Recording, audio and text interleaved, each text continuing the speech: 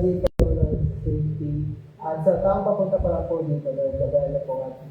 So, ay, bigyan niyo po ng protection. Sa mga wala rin naman po dito, may naman po ang bahala dito sa mga tao. Pray Lord na buksan niyo po ang mga pusot isipan na ay ma-observe namin na mensahe po para sa gabi nito.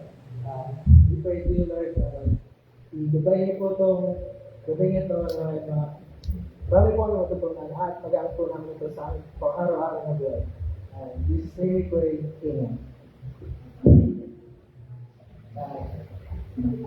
Pangalaan po namin na natin ng testimony. Ako po muna sa testimony. Ako po ay nagbabalik ng papulit pasalamat sa Panginoon. Again, for this na I am able to come to this prayer meeting na Thursday.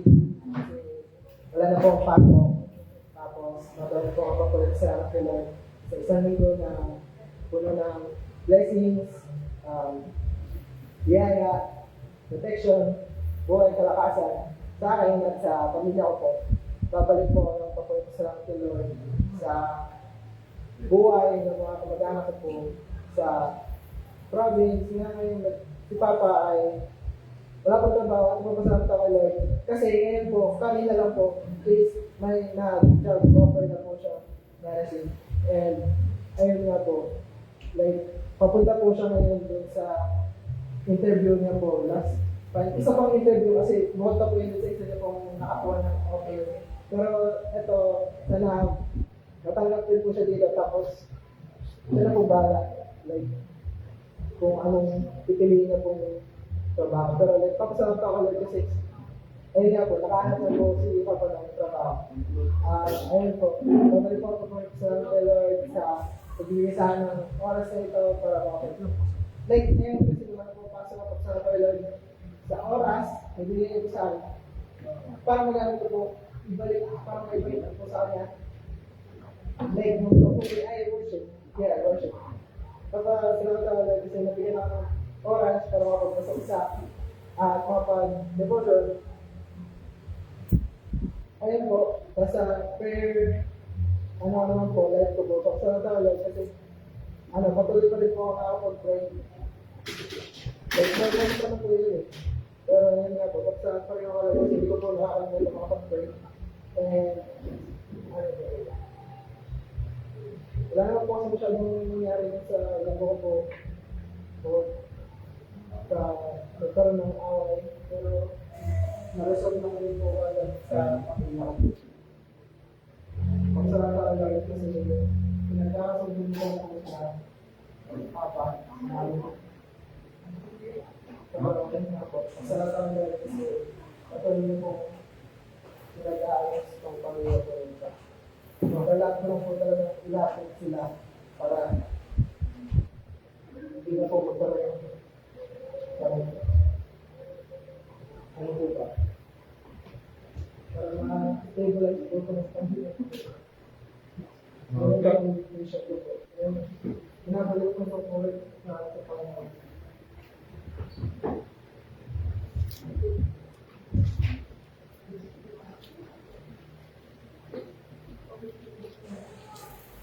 Nagnunuwi ko sa ating lahat. Ako po yung pasalamat sa Panginoon. Dahil sa kanyang kabutihan na patuloy na pinaparalaman sa amin at naparamdam at papasalamat ako sa Panginoon kasi wala nagkakasakit sa amin. Pero kasi may kami may na maalam. Bali Lola ni Elmer. Na siya, kota na siya kasi umabot siya ng 102 years. Oh, 100,000. Opo. Nasaan po siya kasi Bulacan, kaya ako talaga si Elmer lang po yung nandun kasi kami, hindi ko naliwan. Hindi ko po kung makaka-attend kami sa day. Tapos, pero kumbaga, hindi ko po alam kung magpapasalamat kasi kumbaga sa habang ng buhay na hindi ko naman nabibilang kami na yung edad kaya naaabutin kaya namin. Kasi na po sa kanya na yan. Tapos, ganun din po, salamat po ako sa Panginoon sa kalakasan na patuloy niyong pinagkakaloob na para magaling para sa mapangkamalan ko ano yung gawain ko sa buhay ko, gawain na dapat na maging bahagi ka rin sa gawain sa Panginoon at patuloy na bibigyan ng kalakasan. Tapos, nagpapasalamat din ako sa Panginoon kasi naka-attend ako sa webinar po nung nakaraan po. Naka-attend po ako. Parang naramdaman ni Pastor na wala akong limit. Kaya dinaan na lang niya sa kumbaga, si Pastor na yung gumagawa ng paraan para maabot niya tayo. Kung ano man yung dahilan na hindi ka nakaka-attend, si Pastor na yung nag-a-adjust. Ganun din po, napapasalamat ako sa Panginoon kasi patuloy na nakakapagbasa ng Bible, patuloy na naglilingkod sa Kanya, sa Panginoon, dahil para marapat-dapat lang naman talaga dahil yung kalakasan natin is hindi lang para gamitin sa kung ano yung pangangailangan natin dito sa lupa, kundi ganun din para sa ating spiritual natin. Binabalik ko po yung pagpapasalamat sa Panginoon. Ano palakpak? Ano palakpak? Walang palakpak kayo dito eh. Binabalik ko po ako po yung pagpasalamat sa Panginoon dahil araw-araw na po ako binibigyan ng hindi na po ako pinakubayan pinuprotektahan po ako na sa pamilya namin. Kahit po wala pa sa hindi, sana po makauwi siya ng maayos at wala po mga masama sa kanya. Si Tita rin po na may tinatawag kami. At binabalik ko po ako po ito sa mga Panginoon.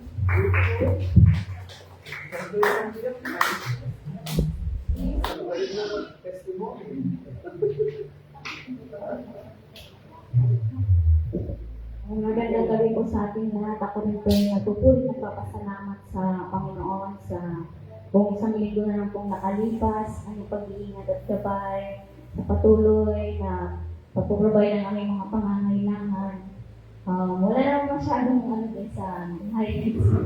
Ayun lang, yung patuloy na tuturo sa amin ni Pastor online. Ayun nga, sabi nga ni Ate Lele, pag sa GD ko lang masyadong. Pag yung video call yun, may nagre-respond. So, yun po rin ang Panginoon sa buhay ni Pastor dahil ayun nga, gumagawa siya ng paraan para matutuon kami. Video ko lang lang. Tapos, nagpapasalamat din ako sa Panginoon sa buhay din ni Sis Ali, sa pagbibigay ng mga biyaya. Sabi nga nila, pagka marunong mapagbigay ka, yung biyaya hindi rin mailag sa'yo. Yung parang patuloy rin dumadaloy yung biyaya sa'yo. So, purihin ang Panginoon sa buhay ni Sis Ali. Ginagawa siya ni Lord na dahilan ng pagpapala, i-bless yung kami, mga nanay, mga kapatid. Purihin ang Panginoon sa buhay niya. Nagpapasalamat din ako sa Panginoon sa patuloy din na pag-iingat sa asawa ko na wala na. Nasa trabaho pa rin, na patuloy na pagbibigay ng Panginoon ang kalakasan sa araw-araw ay sa protection sa kanyang buhay. Nagpapasalamat din ako sa Panginoon sa yung umattend kasi ako ng PTA, ng home election na ako na president, na-elect ako president. Tapos, ewan ko ba kung matutuwa ako. Kasi, yung trabaho ba, na parang ang dami pa nang pinapagawa sa'yo. Tapos pa lang ng election na papagawa na naman, tinatawagan na mag-teacher kahit na nasa bahay na nag-lift pa nang tutuwaan yung president. Nagpapasalamat pa rin ako sa Panginoon dahil binibigyan ako ng karunungan at kalakasan. Nagpapasalamat din ako sa Panginoon pala dahil nakatabi din kami ni Ate Led kanina umaga kasi kagabi hindi medyo makaramdam ko. Tapos siya rin hindi rin naka-attend. So yun, nabisita na namin si Sis nakita na namin yung tindahan niya ulit. Napuno ng kitchen. Ayun, purihin ng Panginoon dahil okay na siya. Nagpapalakas na lang. Tapos natanggal na din nga tayo kanina kanina. Doon sila kalapit. So, purihin ang Panginoon. Binadali ko po, pupulit pa salamat sa Panginoon.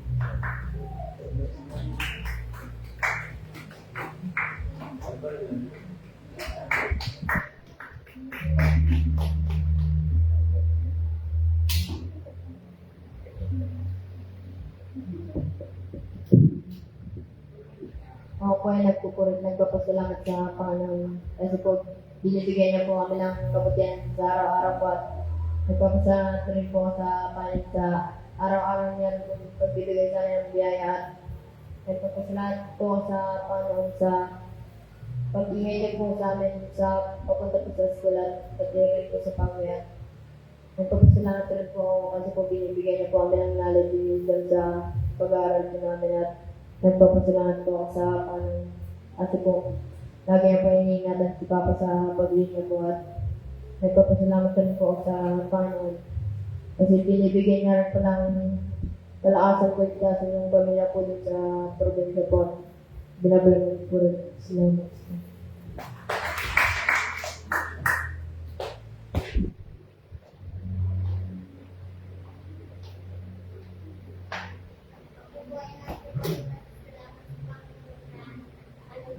Lagi na po kami ginagabayan sa pang-araw-araw. At nagpapasalamat po ko dahil wala na pong nangyayari ng sumapati po sa family ko po sa probinsya.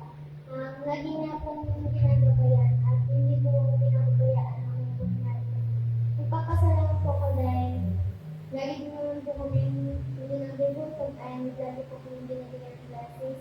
Nagpapasalamat po ko dahil ginagabayan po kami sa pagpasok sa school and sa pag-uwi po. At nagpapasalamat din po ko dahil ginagabayan po si Papa sa pagtatrabaho niyo po para po sa amin. Nagpapasalamat po ko sa Panginoon dahil lagi niya pong ginagabayan si Papa kahit maling po siya sa mga training niya. Ginagabayan ko po ang pupulit na sa Panginoon.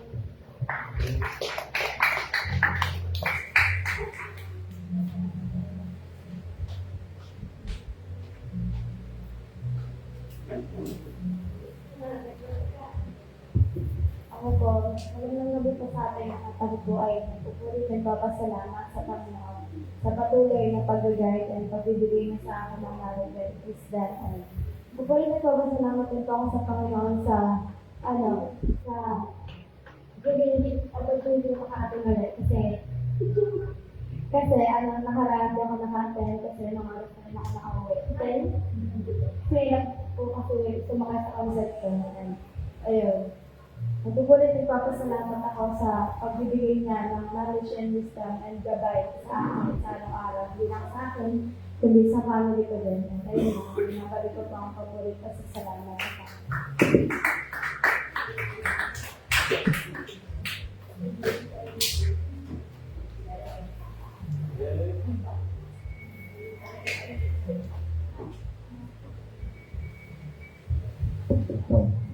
Ako po nagbabalik ng salamat sa Panginoon na mauna sa mga blessings na dumating sa buhay namin ay nagpupulit po salamat po ako sa Panginoon sa pagbibigay niya ng kalakasan and ng good health sa magulang ko na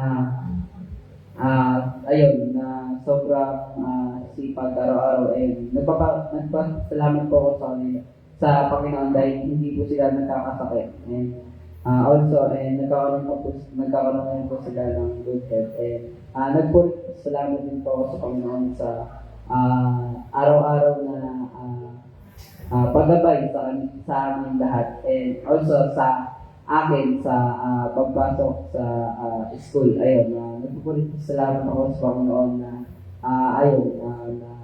kaya ko naman palang lakarin yung DL Marta Fortune and meron shortcut akong alam sa Lilac. Ayun, sobrang lapit lang sa pagka papunta kami ng Fortune and ayun, nagpupulit salamat ako sa Panginoon kasi ginagabayan niya ako sa paglalakad ko mag-isa and also sa protection din sa papasok and pagpauwi sa school. Ayun lang po, salamat sa mga.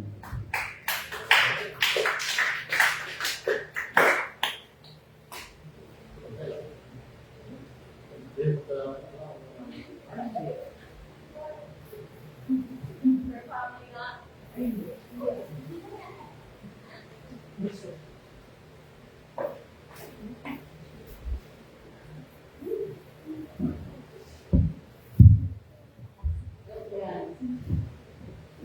Maganda yung buko sa ating lahat. Ako ayun naman. Nagpupulit na pasalamat din sa Panginoon sa natapos this week. Natapos na sa patuloy na provisyon ng Panginoon sa buong isang linggo. Salamat sa Panginoon sa patuloy na pag-iingat, knowledge and wisdom, at saka patuloy na guidance sa provision niya sa pamilya. Salamat sa Panginoon sa patuloy na kalakasan at saka pag-intindi sa pag-aaral ko, konti-konti ng salita niya. Yun nga. Doon pa lang kasi ako doon sa 1 Thessalonians chapter 5 verse 17. Sabi lang doon, pray continually. Yung 16, rejoice always. Pero pray na kasi kami this week at yun. Gusto ng Panginoon na lumapit tayo sa Kanya palagi. Kahit anong ginagawa, kahit saan tayo, kahit anong ginagawa natin, kahit nasa, parang laging anytime, pwede tayong lumapit sa Kanya na walang nasa git ka, pwede kang mag-pray sa isip mo. Parang gustong ipaanan ng Panginoon din na natin sa Kanya. Salamat sa Panginoon.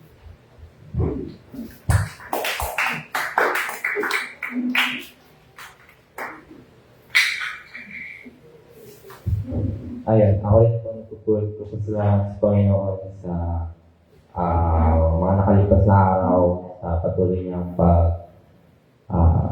papayaran ng buhay kalakasan at nagpupulot ko sa Panginoon sa mga provision niya sa bawat yun sa amin at nagpupulot ko sa Panginoon sa patuloy ng sawang pag-iingat, pagprotekta sa bawat isa sa amin sa pagpasok at sa lakad ng mga kailangan. At ayun, nagpupulot ko sa Panginoon sa mga nakalipas sa linggo na ito na ayun, sa patuloy niyang pagtuturo at paggabay sa akin sa pagbabasa at pag-aaral ng kanyang salita through pa rin sa pinabasa ko na yung Art of Survival na nagpupwede pa sila ng Panginoon dahil nakakatulong talaga sa akin sa pag-aaral dahil slow learner ako kaya nakakatulong talaga sa akin na sa James verse 5 na ako, yung verse 5 to 8 na pwede tayong lumapit sa Diyos at mangingi ng karunungan, ng wisdom. Pero may isang condition doon, no? Sabi doon sa verse 7 to 8 na huwag mag-alinlangan. No? Kaya, pinapakita doon na hindi talaga natin gawing waiter o tagahingi sa Panginoon na magbibigay talaga ng limited o condition na pag nag-alinlangan ka is sabi doon is aasa ka na hindi ka bibigyan. Pero ang doon is ano ba yung alinlangan na tinutukoy doon sa verse 5 to 8, no? Na hindi naman porket nag-alinlangan ka sa isip na hindi ka nabibigyan, no? Hindi ka ipapayaran ng karunungan na galing sa Diyos. Ang sinasabi doon sa binasa ko is ang pagiging double-minded, no? Double-minded is yung disloyalty, no? At double-minded yung puso't isip mo pa rin is nasa mundo, no? For example, doon is may exam no, na nag-pray ka, nagtiwala ka sa Panginoon na masasagot mo lahat, mapapasa mo yan. Pero, pag nandun ka na sa exams, ayun, nangopya ka. Kaya, ayun, wala rin at hindi ka rin mabibigyan ng karunungan at wala rin sa isa yung pagtitiwala sa Diyos. Kaya, ayun, nagpupunan ko pasalamat sa Panginoon sa patuloy na pagbibigay sa akin ng mga lesson at sa paggabay sa akin sa paglalakad kasama niya. At ayun, nagpupunan ko pasalamat din ako sa Panginoon sa patuloy rin niyang paggabay at pagtuturo rin sa upcoming youth fellowship, joint youth fellowship. Ayun, lagi kung nilalapit sa Diyos at nawa ay ilapit rin natin sa Diyos yung paparating na joint youth fellowship dun sa May. Kaya,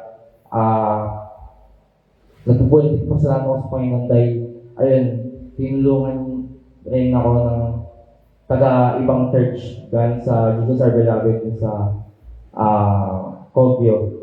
Kaya, ano rin siya youth leader ng mga youth. Kaya nagpupunta siya sa Panginoon dahil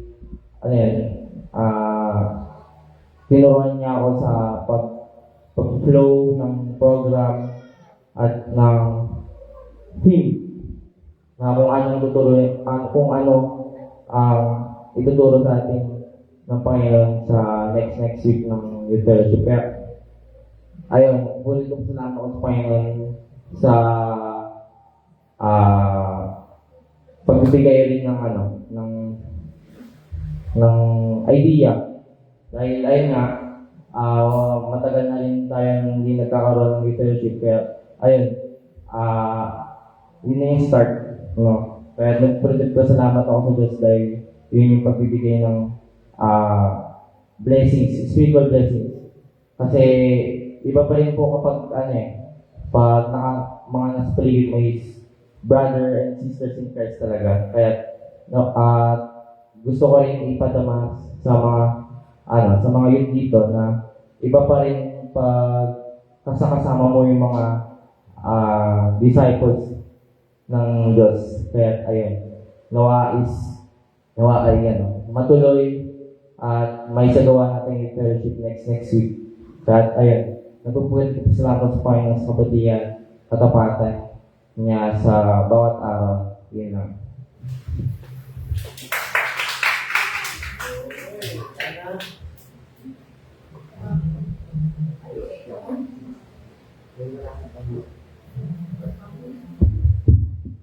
Nagpupulit nagpapasalamat po ako kay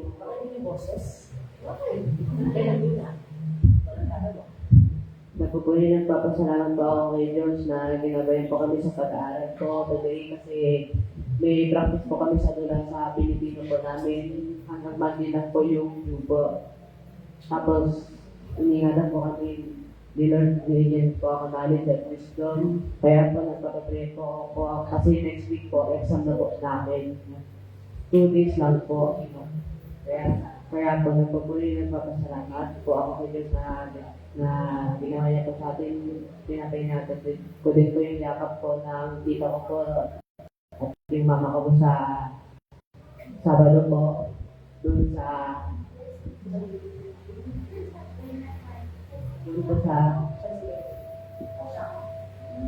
Pinaglan po sa bumang po sa barangay po namin, pero pag-fence na po sa malayo po yun. Kaya nga ginagana po kami, binigay po kami knowledge, wisdom, spiritual help po ni Lord.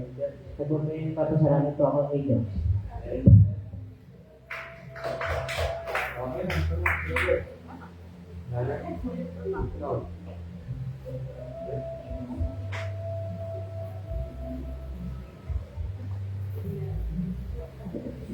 Kaya magandang gabi sa ating lahat. Ako rin, babalik ng papurit ng salamat sa Panginoon. Kasi nung nakaraang Thursday, late ako kasi nga may kasama akong friend, di ba? So, nais ko lang din magpasalamat sa Panginoon sa naganap na birthday ko na hindi ko rin naman ina-expect na nagiging ganun na bongga. Kaya salamat sa Panginoon for the provisions at saka sa mga kaibigan na inalaw ng Panginoon na makarating. So, salamat din kasi maganda yung panahon na hindi naman umulan kasi nung nakaraan na nag-occupy kami doon, hindi na talaga kami. So, naka-fail ang aming, although hindi naman naka-fail pero ang aming hindi nakarating dahil pinahali yung lugar. So, salamat sa Panginoon sa patuloy niyang pagbibigay sa akin ng kalakasan sa araw-araw na paggabay niya. Hindi kami, yung tuloy-tuloy yung Yakap program na meron kami nakukuha naalaw ng Panginoon na dito kami magganap ng caravan. So, salamat sa Panginoon sa kanyang provisions. Meron din nga yung salamat sa Panginoon. Sabi ko nga, doon sa mga kaibigan ko kasi, hindi naman sila taga dito, pero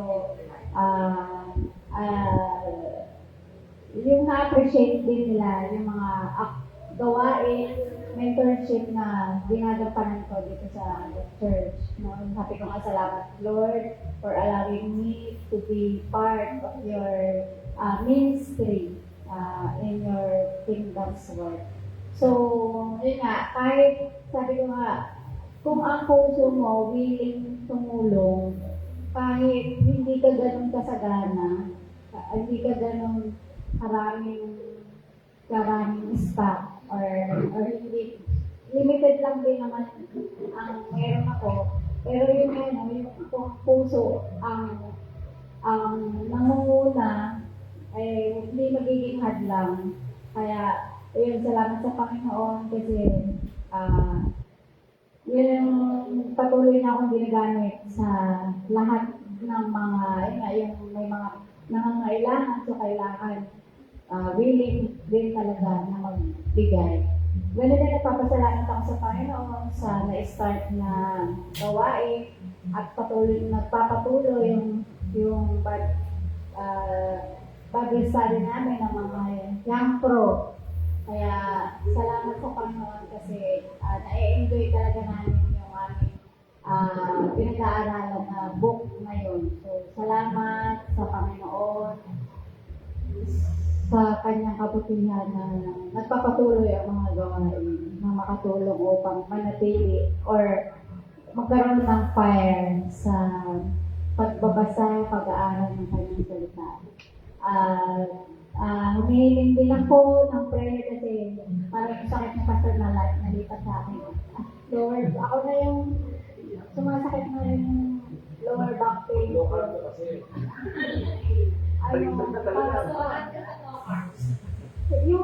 kasi umakit ng bundok, parang pag-uwi ko, sobrang sakit na niya. Kasap na ngayon.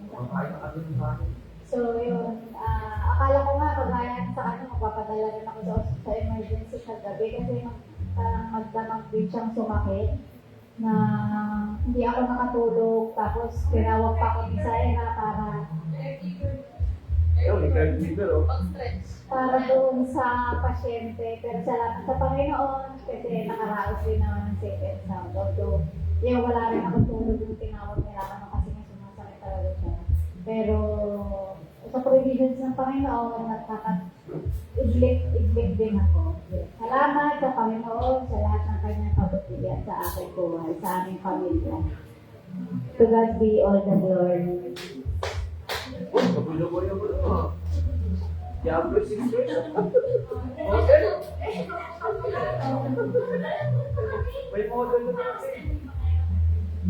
Hello everyone. Yun nga, naka-uniform ang tao. Yes, puro nagpapasalamat ako sa Panginoon ngayong araw na to dahil naka-attend ako kahit late. Sorry. Yan po, nagpapasalamat ako sa Panginoon kasi inuna niyang graduate muna kami bago mag-OJT. Yun. Start na rin kami sa Monday ng OJT namin. Yung inuna niya lang yung graduation namin. Tapos, thanks God kasi binigyan niya ako ng award. Unexpected. Ayun. Nagpupulot ko salamat ako sa Panginoon na patuloy na akong ginagabayan sa mga gawain ko, lalo na sa mga school na skills, yung knowledge, yung ginagawa namin doon. Ganun din sa pamilya ko, yung walang tigil na suporta sa akin ng pamilya ko doon sa pagkuha ko ng caregiver. Libre kasi, kaya grab a chance talaga. Ayun, nagbubulit ng salamat din ako sa Panginoon na sa binibigay ng kalakasan sa akin, pati sa pamilya ko, at pati rin sa mga tao na nandito ngayon na patuloy na naniniwala at malapit sa Kanya. Ayun, nagbabalik ako ng paborito sa salamat sa Panginoon. Yan lang po. O, yan.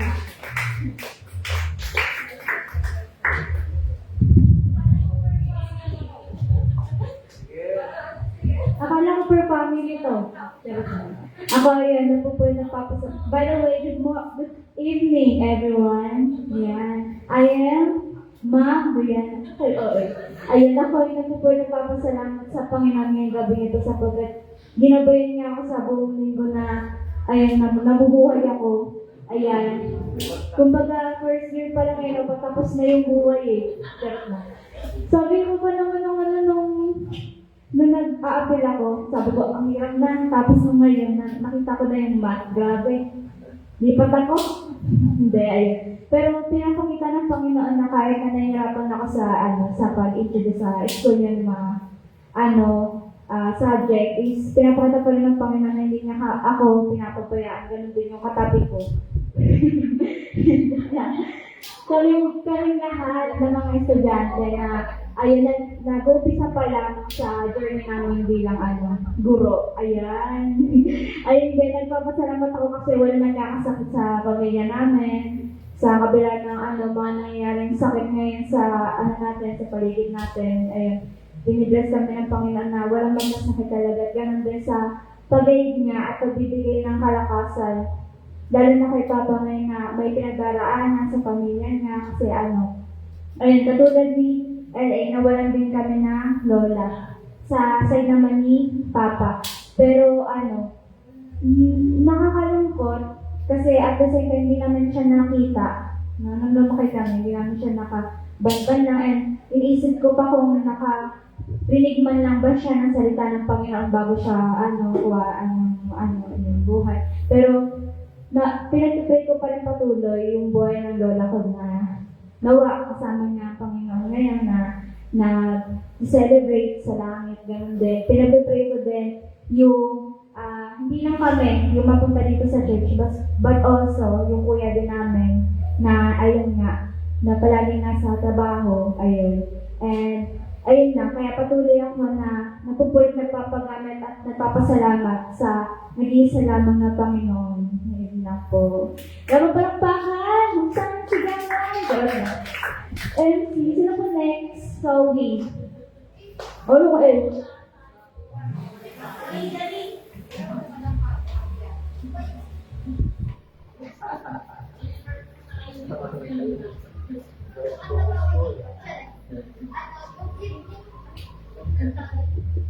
Good evening po. Nagpapasalamat po ako na nakapunta po ako dito sa prayer meeting kahit late po ako. Yun po. Nagpapasalamat din po ako na yun, nagkakasakit po sa amin at saka safe po kami sa araw-araw at nakakain po kami ng tama. Tapos, yun, share ko lang kasi may ka-classmate po ako na nagtanong po siya sa akin na about sa yung sino daw po ba si God. Tapos nagkwento po ako sa kanya ng about kay God. Tapos sabi niya, yan pala si God. Gano'n siya. Tapos akala ko eme lang si God. Gano'n siya. Tapos sabi ko, anong eme? Sabi ko, paano ko nabuhay kung wala si God? Gano'n ako. Tapos kasi ang sabi niya is, meron po kasi kaming science.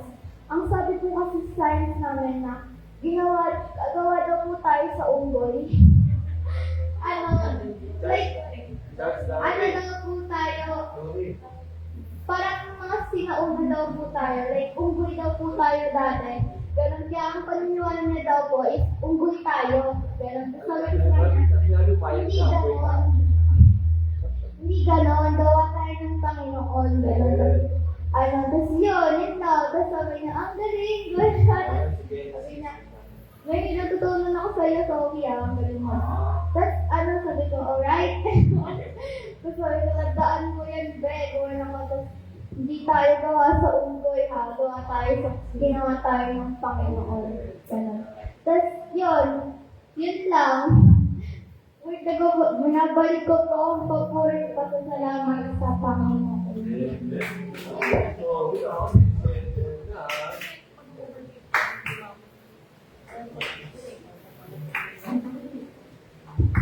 Purihin natin Panginoon sa buhay ng bawat isa. Tayo po'y lumako sa ating pag-aawitan para sa Panginoon. Tayo po'y tumayo at tayo umawit ng kapuso. Sabi nga sa mga awit 66, sumigaw sa galak ang mga nilalang at purihin ang Diyos na may kagalakan. At magpapuri sa kanyang bigay, awitan siya luwalhati. Amen.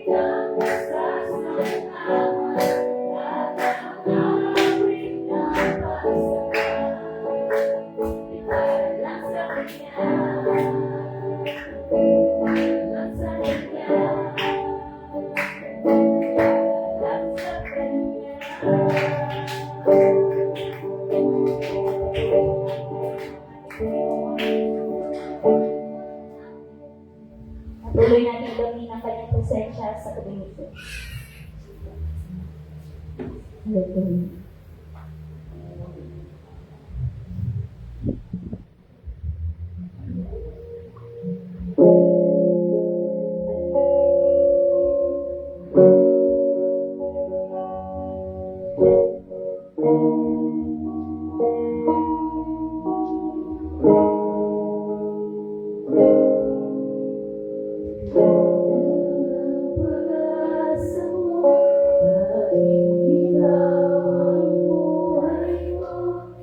Kahit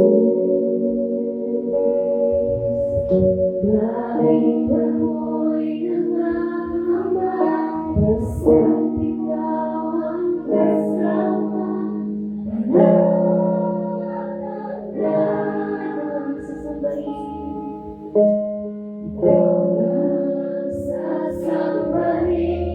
Paligid man ay magdilim, Jesus. Kahit may suliranin man, lagi kang aawinan. Ikaw ang kailangan.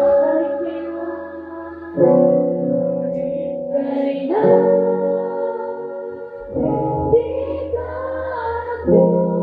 nakulang, kaya mo sa aking laging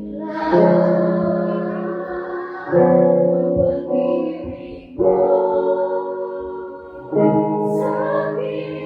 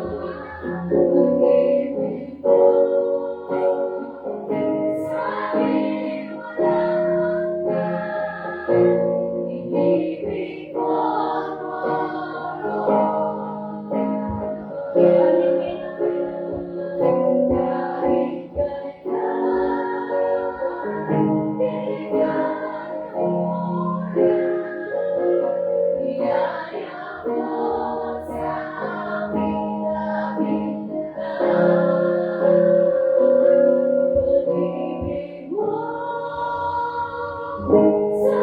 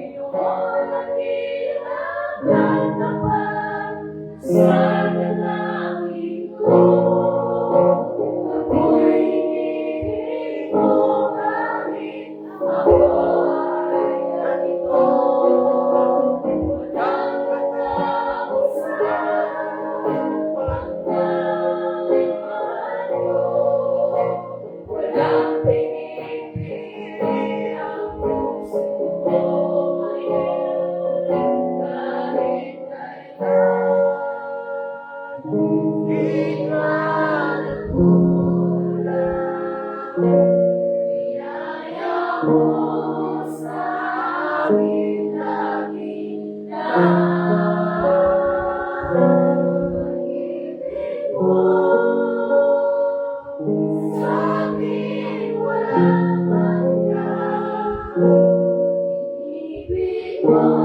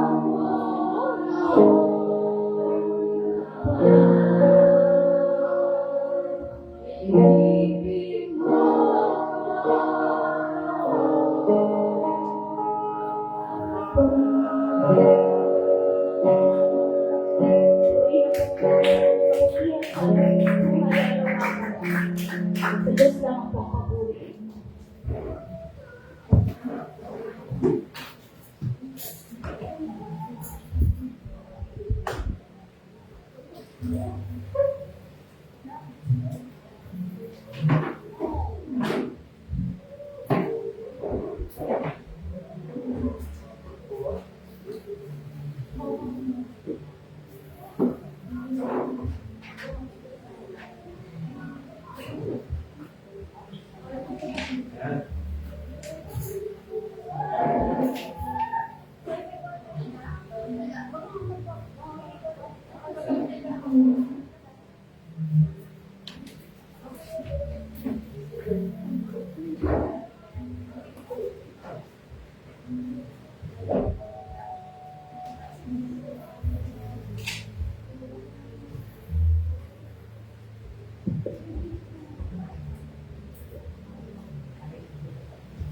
Salamat sa Panginoon sa inyong mga testimonies. No?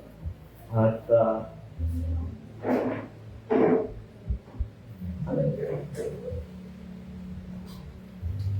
Dito po kayo.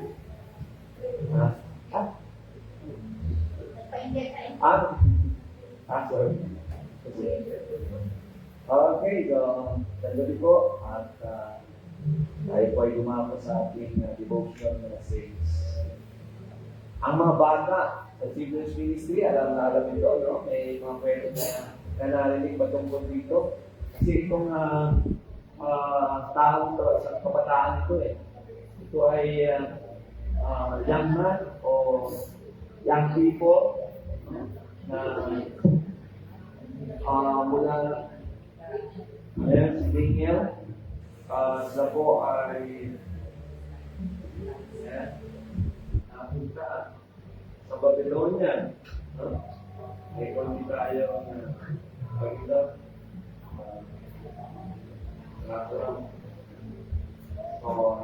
He was a Jewish noble deported to Babylon.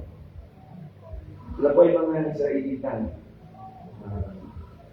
At alam naman natin na yan ang mga naging resulta ng kanilang mga pagsuway sa Panginoon. So, kaya sila po ay napapapunta sa mga hindi nila sariling bansa o bayan.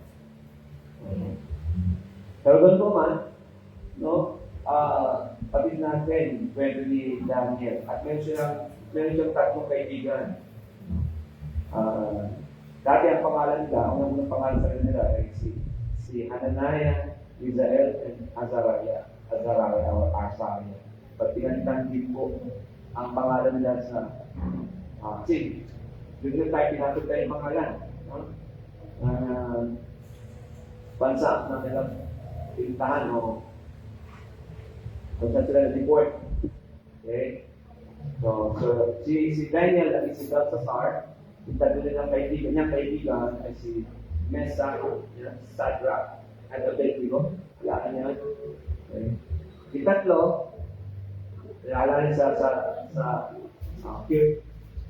furnace, spirit furnace, fire, blazing fire. Ako si Daniel naman, furnace naman siya. At actually, pinusahan siya dahil hindi siya sumunod sa ethic o sa policy. No? Binigay ng Haring Belshazzar. Pagka patagayo ng rebulto niyang ng hari niyo at hindi sila yumugo o magbigay gala o sumumpa, ay papaparusahan. Pero si Daniel ay tumayo sa prinsipyo na ang Diyos lang ang kanyang sasamparin at yuyuruan at yuyupuran. Tama ba? Yuyupuan yan. So, at ibigyan na pa na parang test, na hindi niya makainin yung pagkain ng hari o ng mga royal family na inalalaan ng pagkain. Kasi ang pagkain lang ay gulay lang. So, pero sa bandang muli, naging pa-relax niya at kalusugan at pinakita doon na kapangyarihan ng ating Panginoon. So, dahil si Daniel po is a man of hope, faith, or trust, and prayer. Kaya po siya nakapag-interpret ng dreams. Parang si Joseph the Dreamer.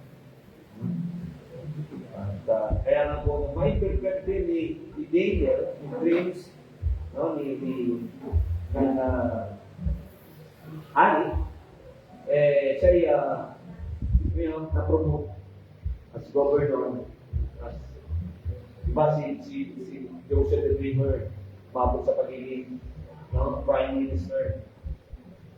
So makita natin dito yung pagtayo sa kung ano ang tama at kung ano yung kalooban ng Panginoon. At pag tumayo tayo doon, hindi tayo mababayaan ng Panginoon. Okay? So tayo po muna yung manalangin. Nagyan Diyos, maraming salamat sa mga ganito. At isa pa kami po ay nakatutungay ng isang kwento mula sa Biblia ng isang kabataan na tumayo sa Panginoon, kay Yahweh, at hindi siya sumamba kanino man, kundi sa kanya lamang, sa iyo lamang, Panginoon. At pagkus, sa kanyang pagtayo nito, sa kanyang paninidigan ito, ay ang kapalit ay taas ninyo sa batang ito. At kaya salamat dahil hanggang ngayon, yung tularan ng sino man manang pataya namin, isa sa aming mga hindi na natin tularan ng mga aral at prinsipyo sa aming buhay. Lalo po sa mga kabataan. Pagpalain nito, listen and pray. Amen. O parang ang ito, devotion nyo sa fellowship ha. So, a man of hope, faith, and prayer. And Daniel lived in a foreign land. So they were excited, no? So land under a pagan government. And faced pressure, persecution, and threat of death. Kaya po yung pinasok sa lions den. Pwede, alam mo ba? Pag ginawa ng Lord, yung lions. Bigla yung bibig, no? O, pinatikom yung bibig para hindi siya lapain. Okay? And then, yet, he remained faithful because his hope was in God. And his strength came to prayer because he trusts God because of God's sovereignty. Yung kapangyarihan ng Diyos. Kaya nga, ang katotohanan, pinakikita dito, maybe. When our hope is in God, kung ang ating pag-asa ay nasa Diyos, mananatiling matatag ito. No? At ang ating pananampalataya at ang panalangin ang magiging sandigan natin. Kaya, ang tunay na may pananampalataya at pagbinuwala sa Diyos, ano panalangin? At dumidepende lagi sa lahat ng sitwasyon ng buhay. Hindi, pag sinasabi, pray without ceasing, hindi dito sinasabi, lagi ka lang mag-pray. Ito ang resulta ng pananampalataya at pagtitiwala na may punong-puno ng pag-asa. Hindi lang sinasabi, I will pray always without ceasing. But is that the result of your faith and trust in the Lord? Truly. So, yun, no? So, kaya na, hoping God, trusting God, dependency in God through prayer, and God always remember that He is faithful. Nandun ba tayo? Tingnan, first meter. So Daniel lived in a foreign land again. So, ay naulit, yan ka. No? Okay, so Daniel trust, only one. Okay, ito. Ay, naku. Wala yung one. Ando sa cellphone ko. Hindi nasama yung one. Actually, pag one is hope in God, ang pag-asa sa Diyos. Ako nasa ulit ko. Wala nga. So, ano naman sana, sa introduction, yan yung mga points. Hope is in God. Pag-asa ay nasa Diyos. Kaya nga po, Kung wala kang pag-asa tayo inaasahan sa Diyos, walang sa isa, yung ating natamo,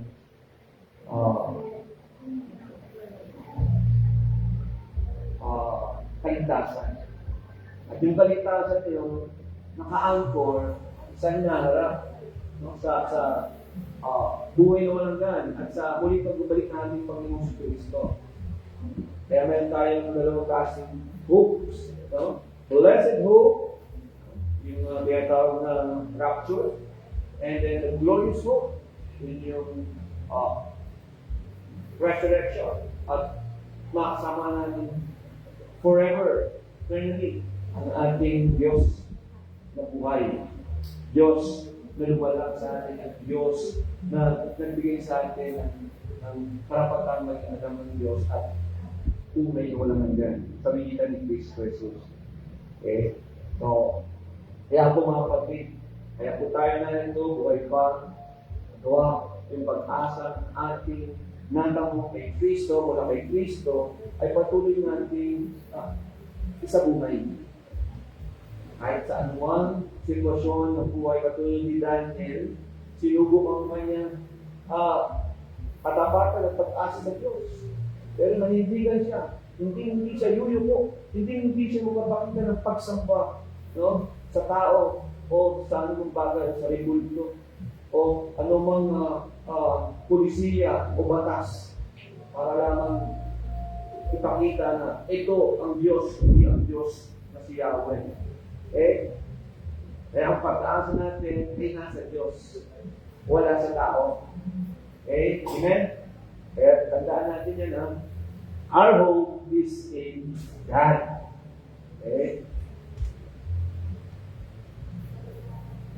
So, second main point, Daniel trusted God more than men. Daniel trusted God more than men. Mas nagtiwala si Daniel sa Diyos kaysa sa tao. Paano pag-asa niya ay sa Diyos, ganun din, hindi ang pag-asa niya ay sa tao. Kahit pa nag-uutos, no? Ang hari, alam naman natin, pag during the time, pag sabi ng hari, dapat hindi mababalik. Otherwise,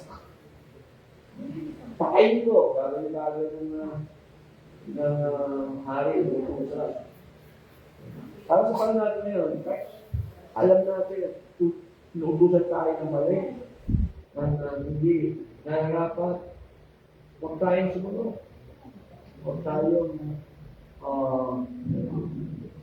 matakot na tumindig sa katotohanan at tumindig kung ano yung tama. Hindi naman natin, ikakawala ng kaligtasan. Tandaan natin, Daniel trusted God more. Although praying was forbidden during that time, pero nanalangin pa rin siya. Kaya nanalo siya, nakita na nanalangin, doon siya na parusahan. Dahil nagpatuloy pa rin siyang manalangin, kahit nasikreto na nga, nakita pa rin. Kasi nga, maraming naiingit sa kanya. So Daniel continued to pray openly. He obeyed God rather than men. So true faith obeys God even when obedience is costly. So hindi lang sabihin kung openly ni Daniel praying, kasi na mainit na sa mata si Daniel, ang galing kasi mahusay na bata ito. At marami ang sa kanya yung naiingit at gusto pa siya nga. Pero ano ito exile, dumandong tagaan ko na Babylonia. Tapos siya yung mag-aalala, siya yung magaling. Kaya, kahit pa hindi niya pinapakita sa atong tao na, pero sinusundan siya ng mga litero, siyempre yan, nakakita na nananalangin niya. Kaya sinumbong siya sa hari. Because Daniel believed that whether God rescued him or not, God was still worthy of trust. Ang galing ng isip niya, no? Kahit mapaan siya sa kaling ng tao, pero naniniwala siya, liligtas siya ng Diyos. Kasi patuloy siya nagtitiwala sa Diyos. Kaya ang tunay na pananampalataya ay manatiling tapat sa Diyos kahit may kapalit na paghihirap. So, ang pananampalataya mo natin, hindi pwedeng hindi i-test. Hindi pwedeng hindi susubukin. Kaya, choose obedience over compromise. Piliin ang pagsunod sa Diyos kaysa sa pakikiayon sa kamunduhan o kasalanan at walang katuwiran. Yeah, faithful no matter what the cost, because God is worth it. So, we must obey God rather than men. Sabi ni, ang salita nito, si Pedro. Sabi ng mga religious leader, sige, umalis na kayo, basta huwag niyo na ipapangaral si Kristo. So, sabi ni Pedro, we must obey God rather than men. Kaya yun, napunod sila, pero pinalala pa rin nila ang Diyos. Pinalala ng Diyos. So, be strong, take heart, all you hope in the Lord. Tayo po ay dumaan sa ganito sitwasyon kay Daniel. No? We must trust God more than men. So, thirdly, after the hope, and then trust, the last, dependency on God. So, Daniel depended on God through prayer. Okay, through prayer. So, umasa si Daniel sa Diyos sa kita ng pananalangin o pananalangin. Kaya kumusta ang ating prayer life? Kaya tayo nagsasama-sama as a church upang ang church ay patuloy na lumakas. Kaya di ba, the powerful church is the prayerful church. Sino yung church? Ito pang building. O parang yung lesson natin last time sa aming Harvesters Ministries. At nakatutuwa naman, mga nanay ay umatendo, no? Mga nanay at isang kabataan. At isang pangkabataan, Miss Angel. Attend po kayo sa susunod na Wednesday. At sa Friday, bukas, ang ating OP Survey 1. Okay? So, Daniel prayed 3 times every day. Prayer was like his last resort. It was his daily habit. 3 times. Parang pagkain. Sino testimony kanina na maayos ang kanilang lagi sa gusto ang kanilang pagkain. Ibig sabihin nun, no? They eat 3 times. Morning, lunch, breakfast, lunch, and dinner. At baka meron pang merienda or midnight snacks pa. Ayun na. Kaya, prayer expresses complete dependence upon God. It reminds us that we are weak, but God is all-powerful. Okay, huwag lang tayo magsasabi kapag kailangan natin, kapag nasa bihig na tayo ng delikado, no? Huwag ganun. Dapat, in any circumstances, kasi nga, whatever circumstances that we have, para katulad niya ng pagpapasalamat. Kaya ang panalangin ay nagpapakita na tayo ay lubos na umaasa sa Diyos. So let us apply before making decisions, before facing problems, and before starting each day. Pray first. Pray first. Mula pa lang sa pagkadilit ng mata, at prior to that, tulog, panalangin ang unahin. So make prayer your first response, not your last resort. Okay? And we as Baptists, no, is our emphasis. God is sovereign over every circumstance or circumstance. The Bible is our final authority, and every believer has direct access to God through Jesus Christ. Hindi na lahat kailangan, Pastor, pag-pray mo ako. Pagkawag, kung talagang para makita, marinig mo lahat or malaman mo lahat, pero you can pray first to God before others, or before sharing your prayer request or concern. And lastly, prayer is a privilege and a vital part of the Christian life. Alam niyo, natin, nalaman namin na prayerful siya, prayer yan. Dahil doon siya magkasakit, Alzheimer's disease. Ang resulta, laging nananalangin. Pero hindi na nakalimutin yung pangalan ng kanyang mga anak. Talagang magkakasunod.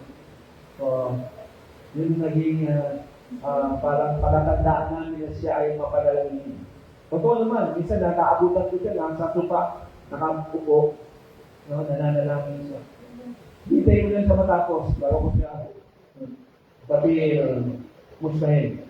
The Daniel's example reminds us that faithfulness to God is possible because God is faithful to His people.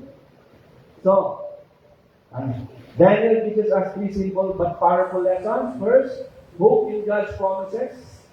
No, may pag-asa sa mga pangako ng Diyos. Pangalawa, trust God's wisdom. Magtiwala ka sa karunungan ng Diyos. And lastly, depend on God through prayer. Umasa po tayo sa Diyos. Hindi ka na patuloy ng mga pananalangin. No? In any circumstance.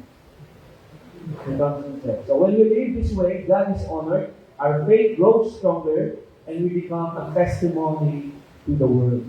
No? Kahit may bagyo pa yan, kahit ano mang sitwasyon ng buhay. No? Be strong and take heart. All you hope in the Lord, and be faithful like Daniel. God is faithful to His promises. Yesterday, today, and forever. And last, as a challenge for us, let us ask ourselves, is my hope anchored in God or in my circumstances? Do I trust God even when life is difficult? Mahirap ang buhay, patuloy ba tayo natutuwala sa Diyos? O is prayer my daily habit or only my emergency plan? So, remember this, like Daniel, may we remain faithful in every season because our God is always faithful. Sabi ng Psalms 145 verse 13, the Lord is faithful in all His words and loving in all His words. Amen? Praise be all to God. God bless us. Let's proceed to our prayer concern. God bless us.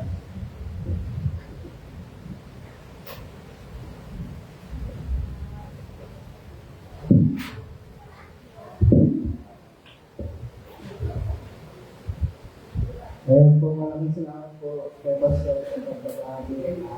Mensahe po natin para sa nagalitan. Ngayon po, tunay nga po kailangan po natin magtiwala. So, yung sabi ako sa Proverbs 3 verse 5, the 6, my heart, sabi dito sa Romans 15 verse 13, imanan po.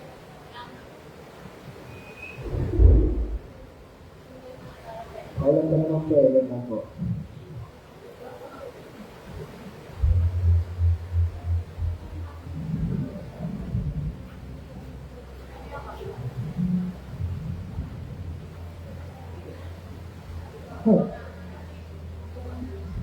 Ay, di ko na po mahalap. Basta, tuloy nga po kailangan po natin ito sa Panginoon. Lalo na ngayon sa ating mga pinagalaan ng mga problema. Ilapit po natin ito sa Panginoon. Siya lang ang nakaka-confident